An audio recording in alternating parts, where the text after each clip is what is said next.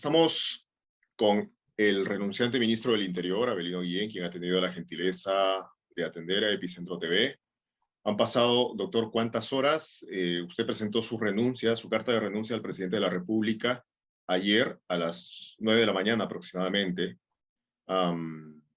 Desde ese entonces, ¿usted ha tenido, doctor Guillén, respuesta, si no de manera directa, del presidente de la República de parte de algún enviado suyo? Eh, no he tenido ninguna respuesta de carácter oficial, solamente algunos mensajes vía WhatsApp que me envió el señor Jaico, secretario general de la Presidencia de la República. ¿Y qué le decía el señor Jaico con estos mensajes de texto? No, que él quería sostener una reunión conmigo, no me explicó mayor detalle. Yo le dije que cualquier reunión se tiene que llevar a cabo en mi despacho, en el Ministerio del Interior. Y lo convoqué para una reunión, pero no se presentó. O sea, acordaron una reunión, usted y él fijaron una hora y él nunca apareció. No precisamos la hora, lo único que le indiqué es que si él quería reunirse conmigo, yo lo esperaba en mi despacho y que él precise, supongo que él me tenía que indicar que ya estaba en camino, estaba viniendo para yo ver mi agenda y lo iba a recibir. Yo entendí que esa comunicación del señor Jaico era en relación a mi carta de renuncia. Es por eso que le contesté y le dije que podía reunirme con él para conversar en mi despacho, que es el lugar donde uno tiene que atender asuntos oficiales. Pero en su mensaje de texto, el señor Jaico no le indicó a usted que quería conversar sobre su carta de renuncia. No hubo esa indicación, solamente que quería reunirse conmigo. ¿Y tampoco le dijo que le escribía por encargo del presidente? No me dijo eso, que era por encargo del presidente. ¿Y aparte del señor Jaico, alguien más lo hizo o solo él? Solamente él, ninguna otra persona más. Quiero precisar que mi renuncia es de carácter irrevocable. Yo he presentado bajo esa condición mi renuncia. Yo he esperado durante 2 semanas la respuesta del señor presidente y su silencio para mí es un indicativo muy claro y directo de que él está asumiendo una posición de respaldo de la posición del señor comandante general de la Policía Nacional.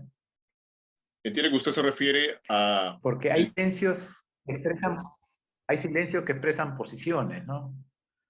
Sí, para mí lo natural es que el presidente respalde a su ministro.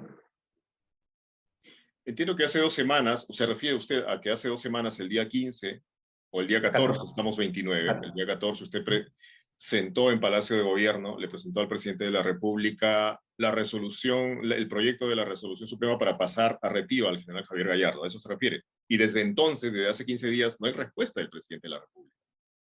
Ninguna respuesta, ninguna expresión en relación a lo que...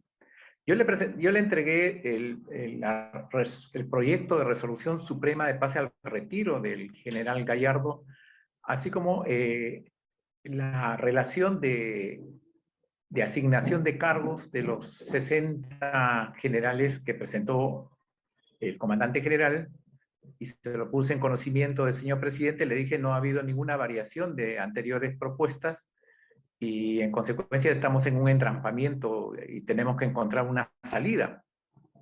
Entonces yo le dije que la única salida era el cambio del comandante general de la Policía Nacional y él me dijo que eso lo iba a ver en un plazo breve y que esa situación no podía dar para más. Pero han pasado más de 2 semanas y al no haber una respuesta y al agravarse la situación yo tenía que tomar una decisión que no podía postergarse más. Y es por eso que presenté mi renuncia de carácter irrevocable. Su paso corto por el ministerio, por el despacho ministerial, se ha visto, digamos, desde el inicio, se ha encontrado con la presencia del general Javier Gallardo. Cuando usted llegó, él ya estaba allí, ya era comandante general de la policía. Y de él se decía que tenía un vínculo directo, una comunicación directa con Palacio de Gobierno. ¿De pronto por eso él nunca se sintió subordinado a usted? Protocolarmente siempre hemos tenido una buena relación. Eh, Se comenta mucho de su relación con Palacio Gobierno, pero las discrepancias, donde surge la discrepancia son a partir de la lista de pases al retiro en los grados de general de armas y de servicios, ¿no? Pero Ahí entiendo que surgen. cuando usted llega, doctor Guillén, usted lo primero que hace, o una de las primeras cosas que hace es observar las invitaciones a retiro que había elaborado el general Javier Gallardo y también los cambios de colocación, ¿no? Las nuevas ubicaciones para los altos oficiales. Eso a usted no le gusta. Yo no podía permitir que se invite al retiro a generales de la policía de reconocida trayectoria. En la Policía Nacional no se puede dar el lujo de desprenderse de sus mejores cuadros. Policías que el Estado peruano ha invertido muchos recursos para una adecuada formación, especialización y capacitación. Y no podemos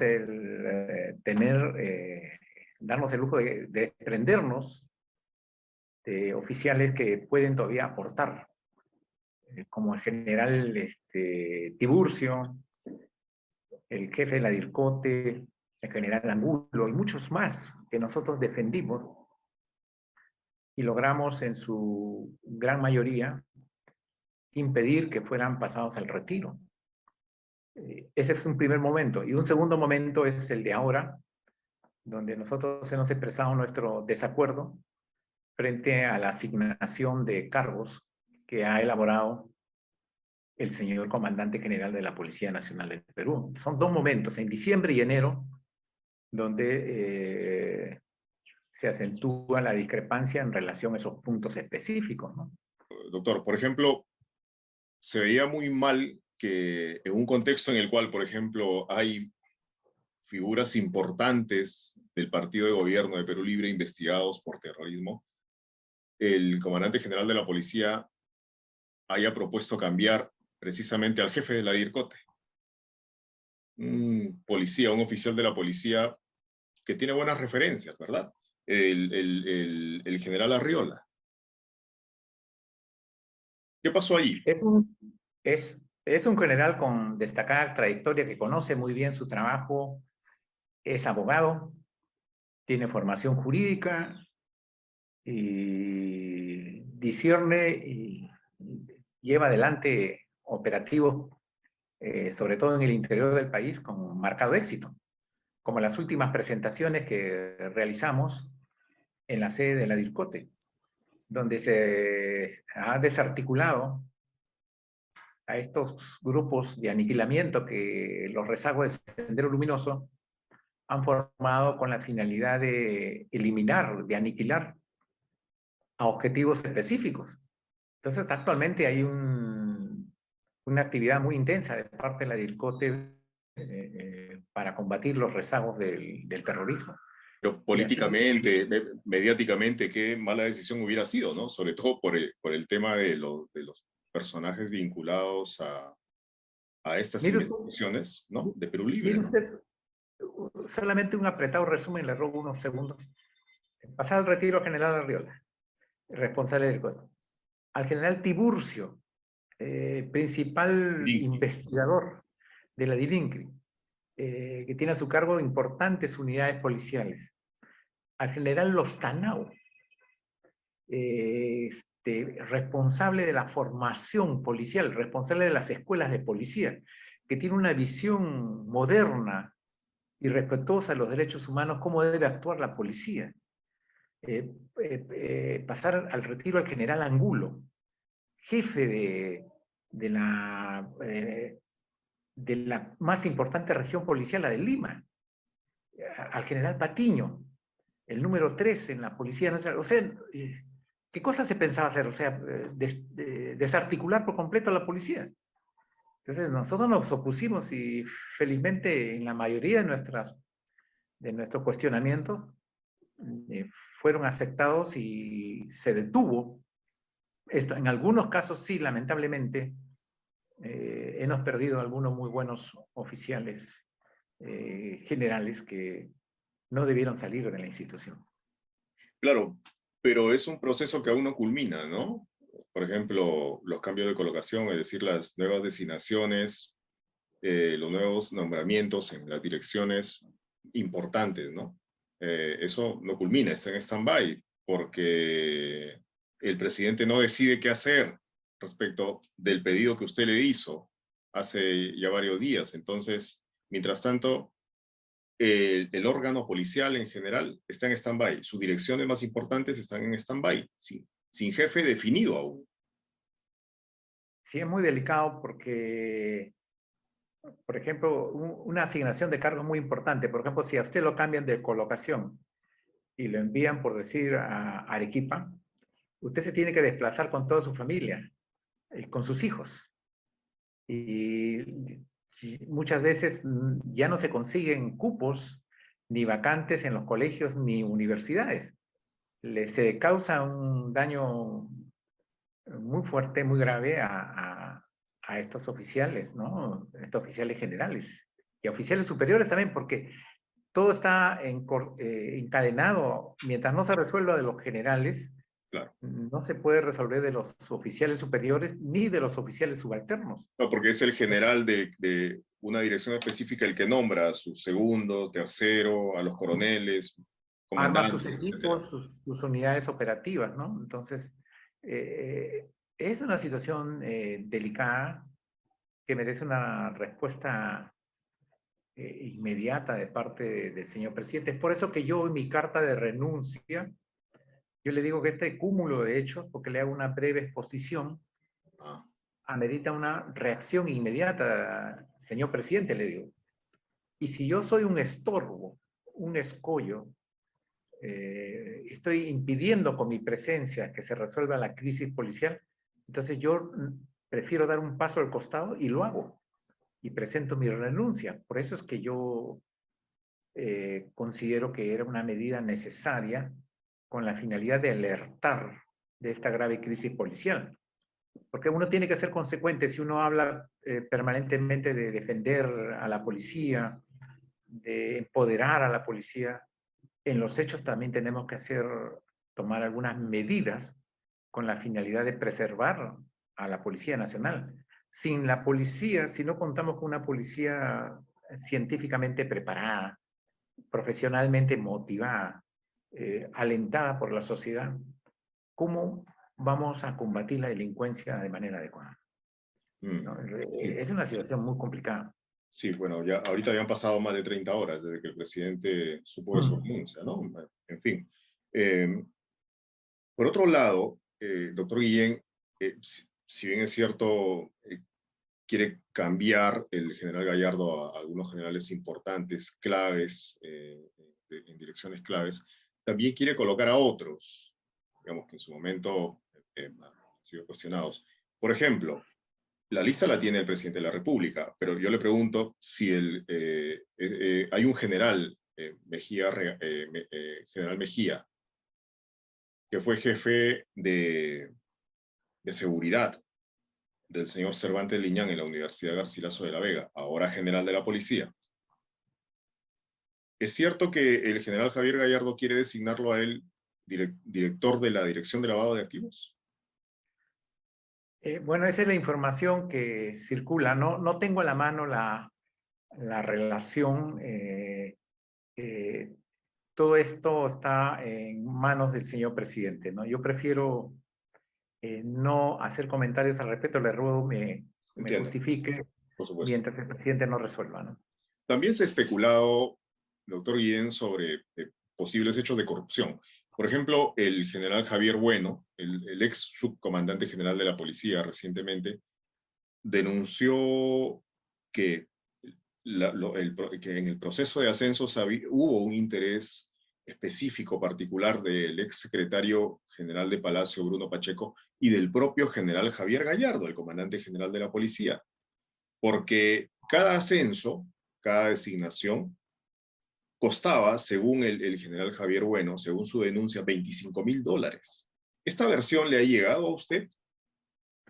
Yo me he enterado de esta versión por medios periodísticos y por la declaración que ha brindado el general Bueno ante la Comisión de Defensa del Congreso.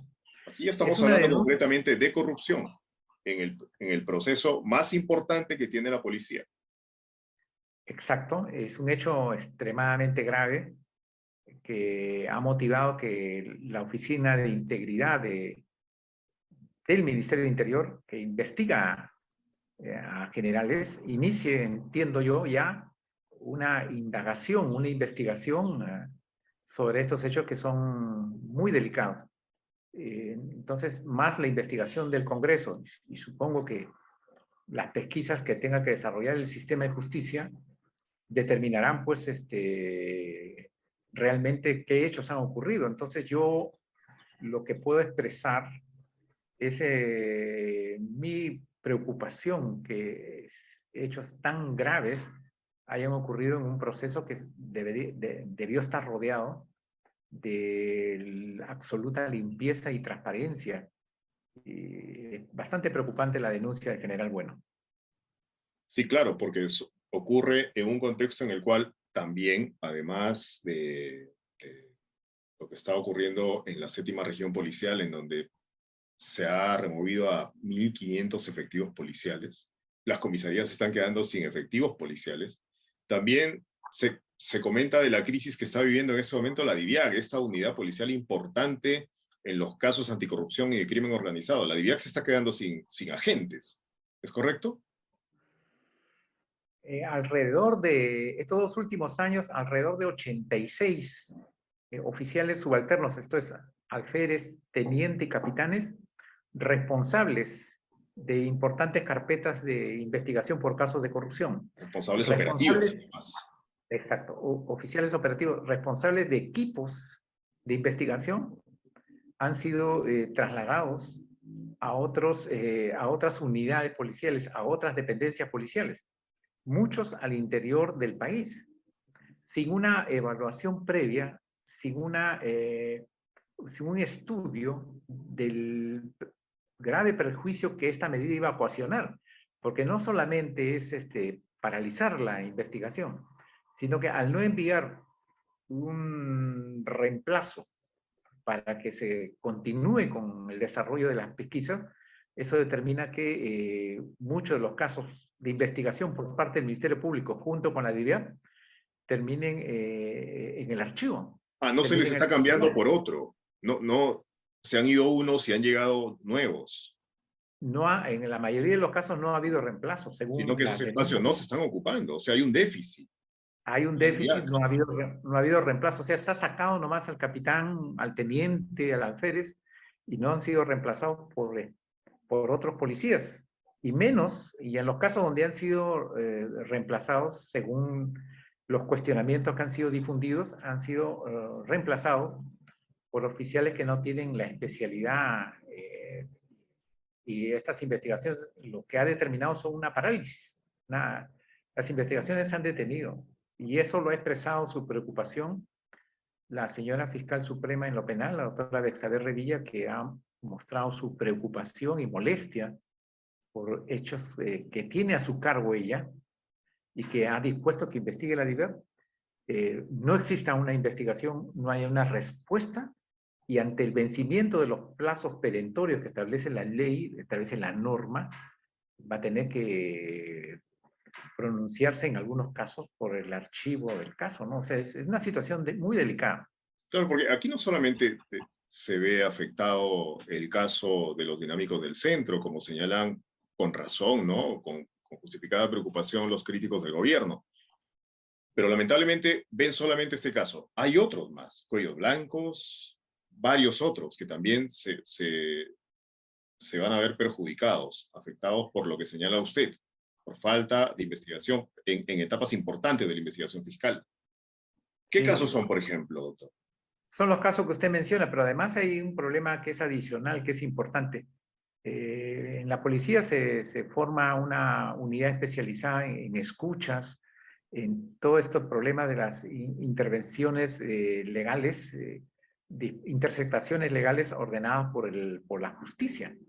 En la formación de estos policías, el Estado peruano invierte una suma importante de dinero en capacitarlos, Claro. y muchos de estos peritos, estos especialistas, han sido trasladados y no han sido reemplazados. Entonces, esto ha determinado una lentitud y un problema que no pueden abastecerse la DIVIAP para atender los requerimientos que le formulan a nivel nacional los diversos órganos de justicia. Esto es el Ministerio Público. Entonces, la situación se ha agravado, estamos en una situación de crisis, como nos lo expresó personalmente el general Cayetano cuando se reunió conmigo en mi despacho. Y ahí me expresó la preocupación, no solamente por el recorte personal, sino también por el recorte presupuesto, situación que les va a permitir operar, en el mejor de los casos, solamente hasta el mes de octubre. Después van a haber problemas muy serios. Claro, Entonces, porque si hay un déficit y la situación se mantiene tal cual, con menos policías, entonces el gobierno, el Ministerio de Economía va a decir, bueno, esta unidad necesita menos dinero, no necesita más. lo que ellos se preocupan es que al final van a decir, esta unidad es ineficiente, no está Claro. trabajando bien. Entonces, alguien puede decir, entonces hay que anexarla pues a otra dependencia más Hay que grande, fusionarla. ¿A quién le conviene eso, doctor? a las redes de corrupción, ¿no? Eso siempre ha sido el objetivo, ¿no? Desaparecer, porque las redes de corrupción siempre han dicho que la actividad es una policía política, algo así, han expresado, ¿no? Entonces, nosotros rechazamos eso. La DIVIAT tiene una serie de limitaciones, tiene problemas como toda la Policía Nacional, pero es una unidad que a pesar de todos los problemas ha realizado un importante trabajo. Claro, fíjese, todo lo que ocasiona la indefinición del presidente de la República sobre la permanencia del comandante general de la policía, ¿no? El general Gallardo. Y a pesar de eso, el general Gallardo declaró hace unos días que la asignación de cargos, todo este proceso que ocurre en la policía, eh, tanto de oficiales y suboficiales, es una atribución exclusiva, dice, no del alto mando, exclusiva del comandante general. ¿Eso es así? No, él transmite la decisión, pero sí, para el ascenso de generales se forman juntas de generales, comisiones. Para todas las ubicaciones siempre se forman juntas para ubicar, por ejemplo, entiendo yo, a los coroneles, a todos los oficiales, se forman juntas de oficiales, porque para la asignación de cargo de generales solamente va a depender la decisión de una sola persona.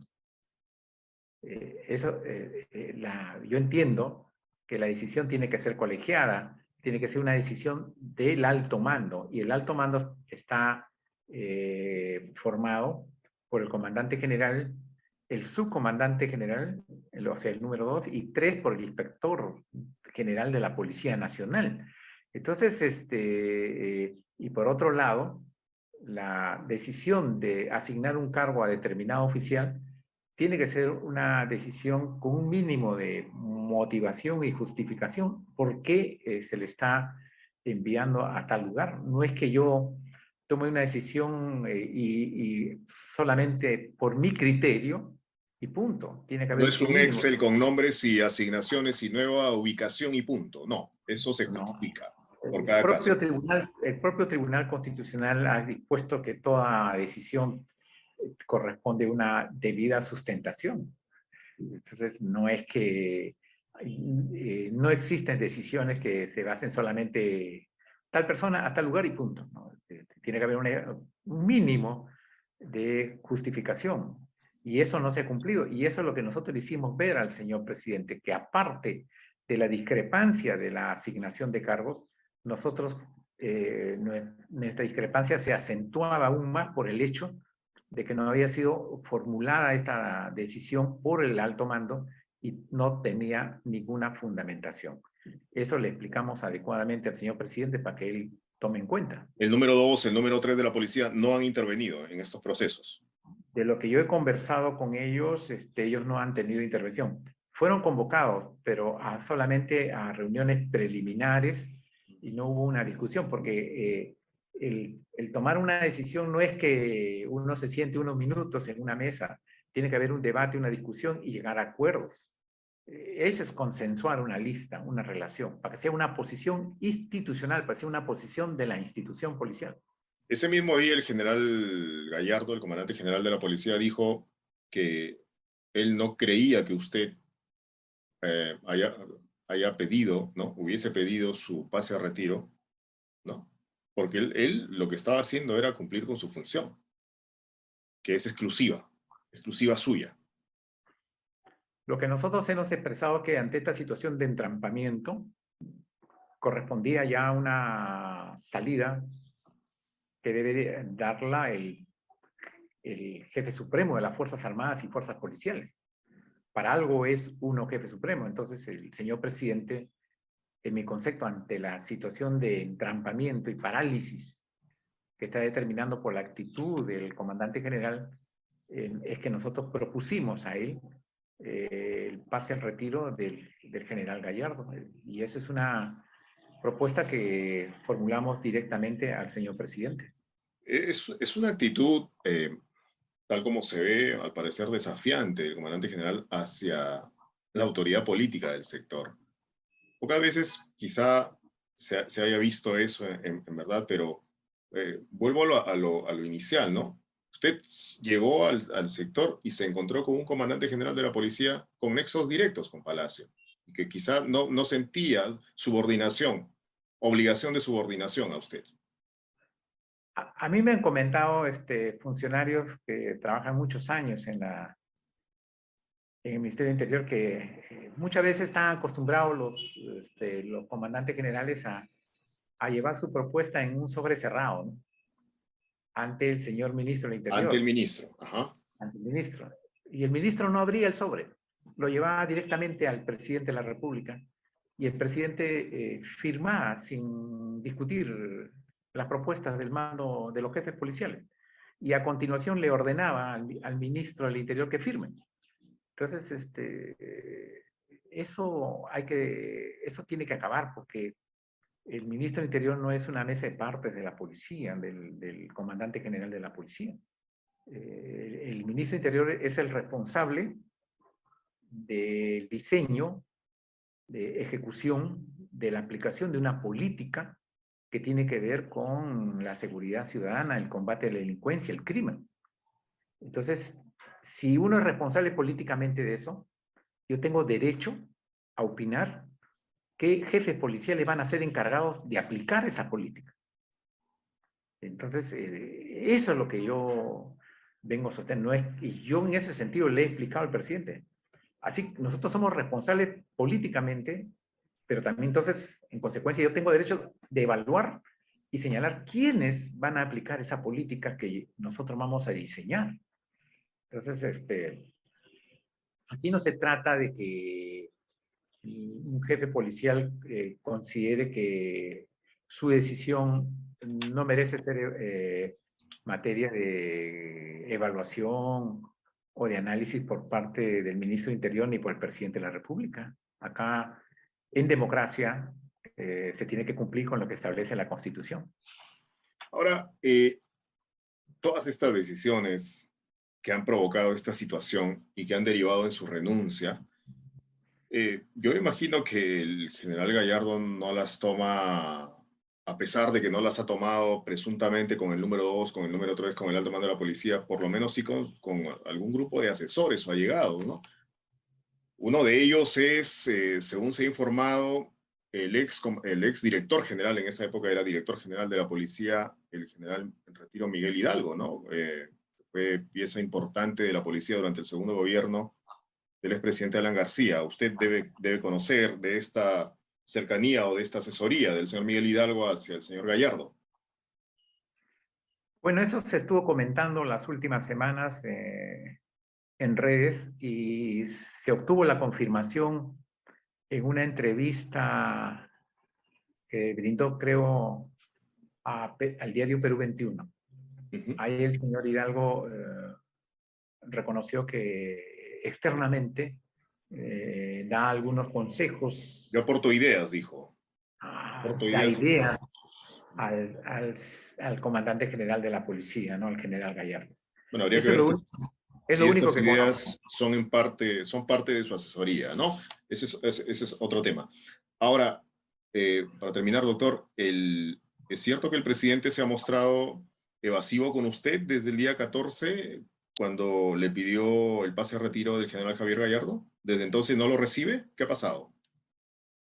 Desde el 14 ya no ha habido oportunidad de tratar en privado sobre ese En tema. privado, directamente. Solo en Consejo de Ministros. Solamente en Consejo de Ministros, pero ya no ha habido reuniones en privado. ¿Usted Yo le le he pidió pedido, cita? claro que sí, yo le pedí cita estos últimos días para tratar asuntos urgentes del sector interior y le dije que estaba atento a la convocatoria, a la fecha y hora, y no ha habido respuesta, y entonces,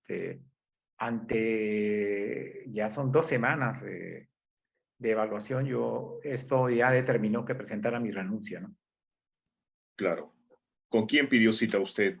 ¿Con la Premier? ¿Con el secretario general? Usualmente yo siempre he tenido reuniones con el señor presidente y las citas lo coordinábamos directamente con él, yo directamente con él Directamente. vía WhatsApp. Y siempre me ha recibido de inmediato, ¿no? Esta es la única vez, el Esta vez único usted hecho. le escribió entonces a su teléfono. Exacto, y estuvimos intercambiando algunas ideas, pero ahí ya le pedí formalmente la necesidad de una reunión y no me contestó. Y ahí quedó ¿Cuándo, ahí, ¿no? ¿cuándo fue eso? Ah, eso habrá sido hace una semana aproximadamente, no tengo exactamente, ¿no? Pero está en mi registro telefónico, ¿no? Esa fue la única vez que usted le pidió, después de solicitar el pase de retiro del general Gallardo, la única, Eso ha sido el sábado pasado, si mal no sábado recuerdo. pasado. Esa fue la única vez que usted le pidió una reunión privada. Sí, después del 14 ha sido la única vez. Claro, uno podría decir, bueno, pero debió haberle pedido, ¿no? Debió haber insistido, pero eso no debería ocurrir entre un ministro de Estado y un presidente, ¿no? Yo no puedo estar todos los días tras el señor presidente, ¿no? Además, él está perfectamente enterado del tema porque él ha brindado declaraciones a diversos medios, ha declarado ante Hildebrand en sus 13, a una cadena internacional, y le han preguntado sobre este tema. Él está perfectamente informado de este asunto, ¿no? O sea, ya no le Sabe. respondió desde el sábado pasado, desde hace exactamente una semana. Ya no le respondió más. Sí, si mal no recuerdo, ha sido una semana. Un sábado pasado que yo le dije que tenía urgencia de hablar con él para de una vez definir estos temas, ¿no? Antes de presentar su renuncia, ¿habló usted con la Premier Mirta Vázquez sobre esto? Sí, sí, íbamos a tener una reunión presencial, pero surgió el problema de la Premier que determinó su descanso médico y tuvimos una reunión por Zoom ese mismo día. Fue el martes, y después de la presentación de la carta de renuncia, hemos hablado por WhatsApp también. ¿Ella le pidió que no renunciara? ¿Que esperara? Nosotros hemos tenido varias reuniones, ¿no? En las primeras reuniones sí me pidió que no tome ninguna decisión, que lo piense con detenimiento, pero en la última vez que conversamos vía Zoom, sí ya ante la demora ostensible en una respuesta, ya ella solamente escuchó mi decisión, ¿no? Ya no había forma. Incluso la ministra puede haberse dado cuenta de la situación perfectamente, ¿no? Bueno, su renuncia... Ella ha hablado en varias oportunidades con el presidente exclusivamente el tema del sector interior, ¿eh? ¿Y sobre su renuncia también?